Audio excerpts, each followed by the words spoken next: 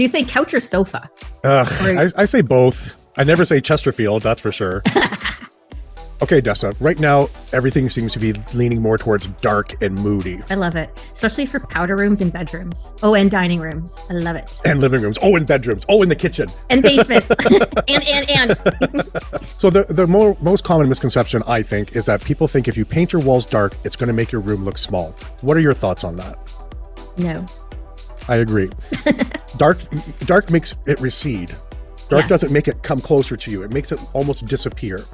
Exactly. Like it feels like the room becomes infinite, essentially. That's a good word, infinite. People think that you can't use it in small spaces, but you actually can. Yeah, like a powder room, for instance. A powder room. Even basements, people think you can't use it in basements because it's kind of already a darker environment. But I actually love using it in basements. But one of the key things that you really need to take care of is lighting. You need to have a lot of lighting in there. The floor level, table level, on the walls, in the ceiling. So it really sets a tone and creates an ambiance of moody. And just because I am me, speaking of lighting, some sort of art light with neon in a dark and moody space, chef's kiss.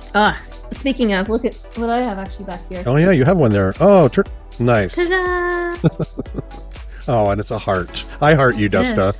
I heart you. Aw. Bloop, bloop, bloop. So an idea too to keep everything moody, but then also have it not feel like it's being absorbed, like all the lighting being sucked away, is the key is to bring in pieces that reflect lighting. So marble, glass, mirrors is a great way too to have that light bounce around. Right, or bright brass elements. 100%. Oh, yes. The light that reflects off of that is so beautiful. And the contrast you get of dark, bright brass shining in the middle of the room, like big giant brass coffee table. Also texture really helps a lot. Like texture, even on the walls, if you have like a textured wallpaper, maybe a nice velvet fabric, like you're saying, on the couch, anything where the light will create shadow and light and create texture. I love it. It's always been my sort of vibe. I've always been a bit of an emo. I get very emotional and distraught.